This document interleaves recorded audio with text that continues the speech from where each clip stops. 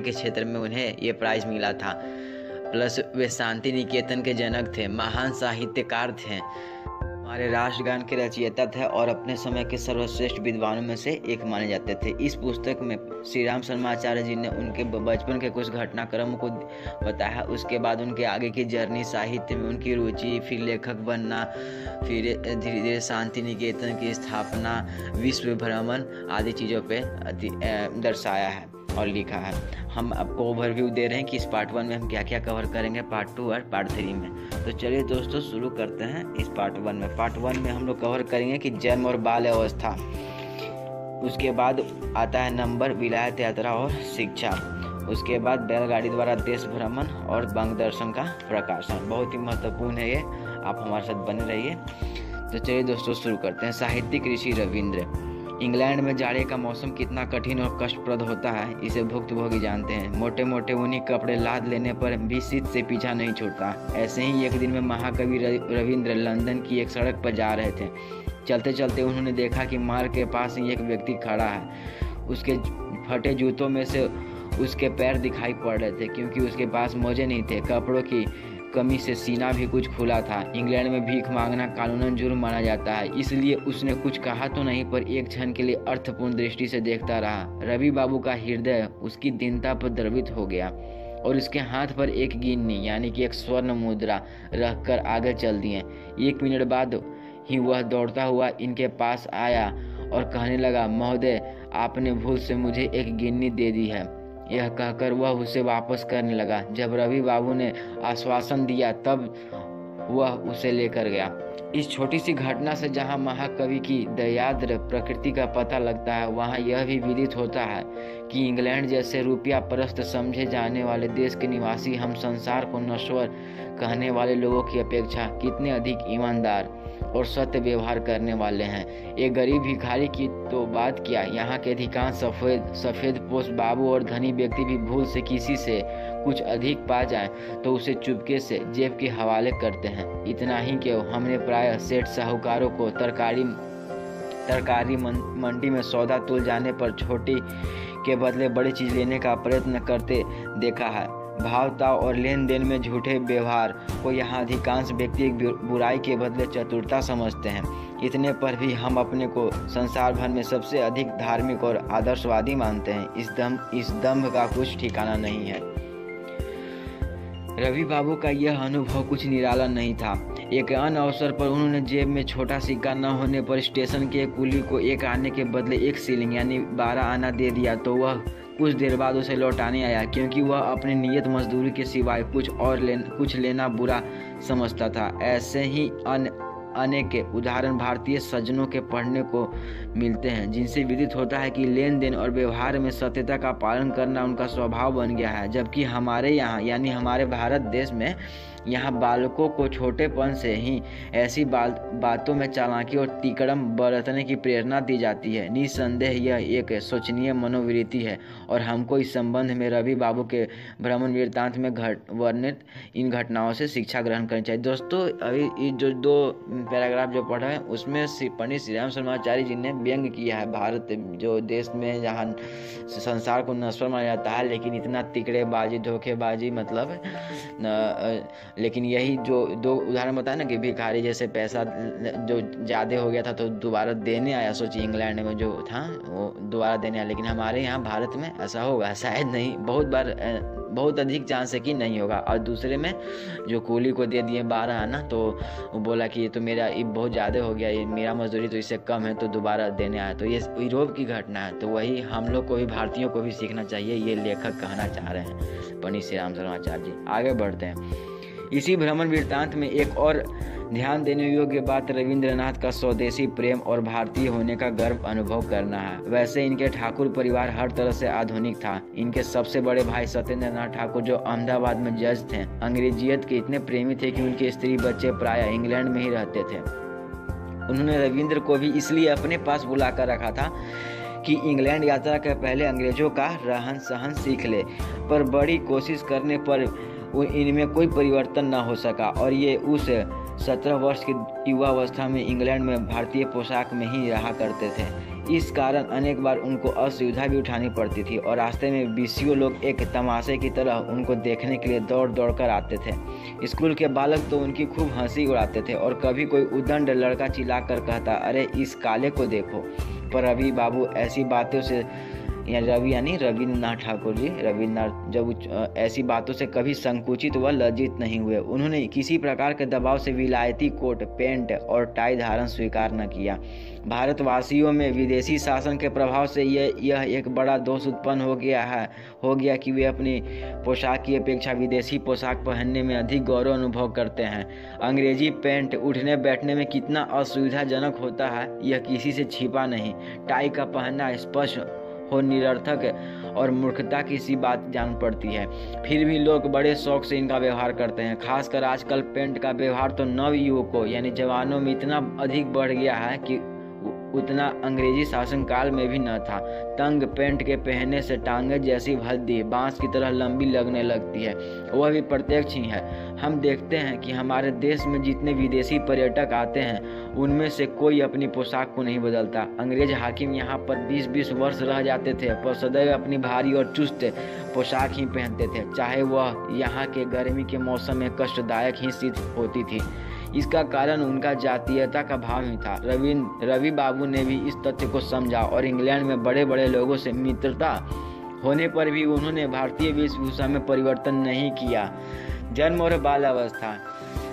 ऐसे स्वदेश और साहित्य के प्रेमी महाकवि रविन्द्रनाथ ठाकुर का जन्म सन 1861 कलकत्ता के भारत प्रसिद्ध ठाकुर वंश में हुआ था। ठाकुर का अर्थ हिंदी प्रांतों में क्षत्रिय से लिया जाता है, पर रविन्द्रनाथ ब्राह्मण थे। यद्यपि कुछ प्राचीनतावादी बादशाही जमाने की किसी घटना के आधार पर उनको ब्राह्मणत्व से हीन कहते थे, पर धन, मान, विद्या, पदवी सब बातों की दृष्टि से यह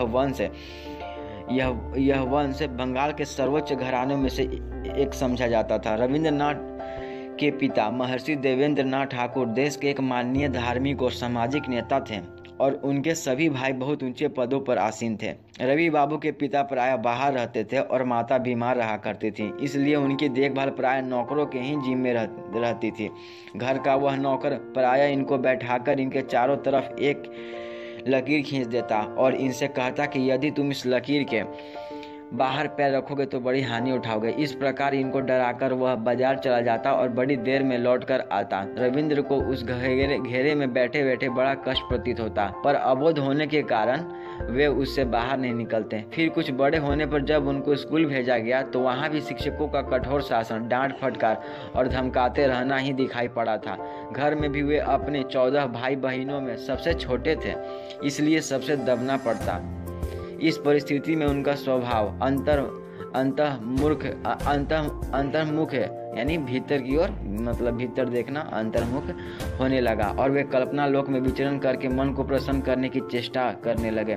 संभवतः इसी परिस्थिति ने भी उनके भीतर निहित कवि को अपेक्षाकृत शीघ्र जागृत किया। दोस्तों, ये लाइन बहुत ही महत्वपूर्ण है। बाहर के डांट फटकार से और फिर अपने सबसे दबना पड़ता था भाई बहनों, क्योंकि सबसे छोटे थे तो नहीं होता है। कल्पना लोक में वे अपने आप को, ऐसे हम लोग भी जैसे कि नौकरी हम लोग कल्पना करते हैं ना कि हम लोग को ये मिल गया, मेरे पास ये धन हो गया, ये नौकरी मिल गया तो हम लोग खुश होते हैं। उसी तरह कल्पना लोक में विचरण करके मन को प्रसन्न करने की चेष्टा करने लगे और संभवतः इसी परिस्थिति ने भी उनके भीतर निहित कवि को अपेक्षाकृत शीघ्र जागृत किया और 13 वर्ष की आयु से ही उनकी कविताएं मासिक पत्रों में प्रकाशित होने लगी। ठाकुर परिवार के प्रयत्न से कलकत्ते में एक हिंदू मेला प्रचलित किया गया था। इसमें देश की बनी अनेक वस्तुओं और सूती, रेशमी वस्त्र आदि का प्रदर्शन होता था। अनेक कारीगर अपने गुण का परिचय देने को इसमें भाग लेते थे। संगीत, कविता और साहित्य चर्चा भी होती थी। उसी छोटी आयु में एक बार उस अवसर पर आपने यानी रविंद्रनाथ ठाकुर जी ने स्वदेशी प्रेम के संबंध में बड़ी सुंदर कविता पढ़ी। इसे जनता ने बहुत पसंद किया और उसे अमृत बाजार पत्रिका में भी प्रकाशित किया। दोस्तों, अमृत बाजार जो आप एबीपी न्यूज़ देखते ना हो, उस एबीपी का फुल फॉर्म यही है, अमृत बाजार पत्रिका। ये बहुत पुरानी मतलब एक न्यूज एजेंसी है। चलिए आगे बढ़ते हैं। रवि बाबू के घर में प्रायः श्रेष्ठ लेखकों और कवियों का आना जाना लगा रहता था और साहित्य गोष्ठियाँ होती रहती थी। इससे कवि की तरफ इनकी जन्मजात रुचि और प्रतिभा निरंतर विकसित होती रही। सन 1893 में उपनयन संस्कार होने के पश्चात वे अपने पिता के साथ भ्रमण करने को हिमालय पर्वत पर गए। उस प्राकृतिक वातावरण में इनको जो प्रेरणा मिली उससे पर्वत जल स्रोतों के समान इनकी काव्य रचना का प्रवाह भी वेग से प्रवाहित होने लगा। वे घंटों पर्वत के सुरमय स्थानों, वृक्षावली, फलों से भरे मैदानों, नदी नालों के किनारे आनंद के साथ घूमते रहते और किसी पेड़ के नीचे कविता लिखने बैठ जाते।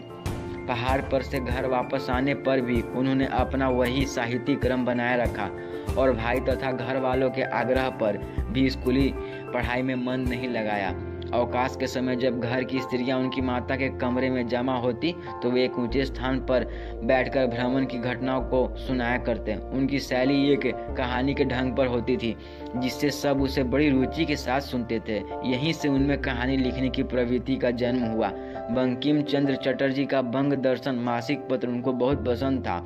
विशेष रूप से उसके साहित्यिक निबंध और आलोचनाएं उनको बहुत पसंद आती थी।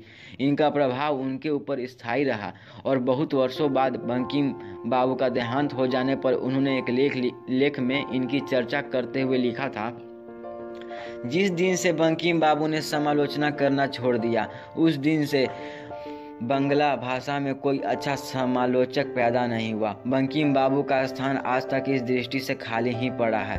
अभी तक उसका कोई अधिकारी पैदा नहीं हुआ। उनकी समालोचनाएं बांग्ला साहित्य में अराजकता नहीं फैलने देती थी। बंकिम साहित्य जगत के राजा थे। आज हमारे साहित्य सिंहासन के राजा के उड़ जाने से हमारे साहित्य में गड़बड़ी फैली हुई है।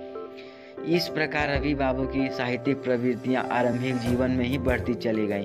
उनके भाई श्री ज्योतिन्द्र नाथ ठाकुर भारती नामक मासिक पत्रिका प्रकाशित करने लगे। उसमें भी उन्होंने बहुत से विविध विषयक लेख प्रकाशित कराए। इसी में उन्होंने भानु सिंहेर पदावली नाम की कविता पुस्तक क्रमशः प्रकाशित कराई, जो बाद में पुस्तक रूप छपने पर हाथों हाथ बिक गई। रवि बाबू यानी रविन्द्रनाथ ठाकुर रवि बाबू का साहित्यिक जीवन अनेक वर्तमान लेखकों को प्रेरणात्मक सिद्ध हो सकता है। उन्होंने दृढ़तापूर्वक साहित्य साधना करके इस क्षेत्र में सफलता प्राप्त की। उनके घर वाले उनको एक बड़ा बैरिस्टर अथवा सरकारी अफसर बनाना चाहते थे, पर उन्होंने उन उच्च पदों की तरफ आकर्षित न होकर अपनी समस्त शक्ति साहित्य सेवा के लिए ही अर्पित कर दी। यह सच है कि उनको कुछ विशेष साधन प्राप्त थे, पर तब भी उन्होंने अपना लक्ष्य प्राप्त करने में पर्याप्त परिश्रम किया। आजकल अनेक व्यक्ति सामान्य प्रतिभा और साधनों के बल पर ही सुलेखक होने का स्वप्न देखा करते हैं और आश्चर्य यह है कि वे इसी उद्देश्य की पूर्ति के लिए उचित परिश्रम भी नहीं करना चाहते। उनकी इच्छा यही रहती है कि वे आरंभ में ही जो कुछ भला बुरा लिखें वही छप जाए और उनकी प्रशंसा होने लगे, पर किसी भी कार्य में इस प्रकार थोथी इच्छाओं से सफलता नहीं मिल सकती। अगर वे रवि बाबू की तरह अपनी शक्तियों को लक्ष्य की पूर्ति में लगा दें और उसके लिए आवश्यक परिश्रम और त्याग करें तो वे अवश्य सफल मनोरथ हो सकते हैं। विलायत यात्रा और शिक्षा। जब घर वालों ने देखा कि रवि बाबू यहाँ पढ़ने में मन नहीं लगाते तो उनको विलायत भेजने का प्रस्ताव किया गया, जिसमें वे बैरिस्ट्री या कोई अन्य उच्च परीक्षा पास कर लें। इंग्लैंड के विद्यालयों में उन्होंने अपनी योग्यता का अच्छा परिचय दिया, जिससे वहाँ के प्रधानाचार्य संतुष्ट रहने लगे, पर उनका अधिक समय मिल्टन वायरन, टेनिसन, शैली आदि विख्यात अंग्रेजी कवियों की रचनाओं के अध्ययन में ही जाता था। उन्होंने उसी समय इस संबंध में कई लेख भी भारती में प्रकाशित कराए। भारती जो मासिक पत्रिका है, जिनके बारे में पीछे हमने उल्लेख भी किया है, गुरुजी ने उल्लेख भी किया था। यूरोप में जाकर रविन्द्रनाथ ने अपना समय केवल कॉलेज के भीतर ही नहीं लगाया, वरन वहाँ के सामाजिक और सार्वजनिक जीवन पर भी निगाह डालते और अपने देश के साथ उसकी तुलना करते रहे।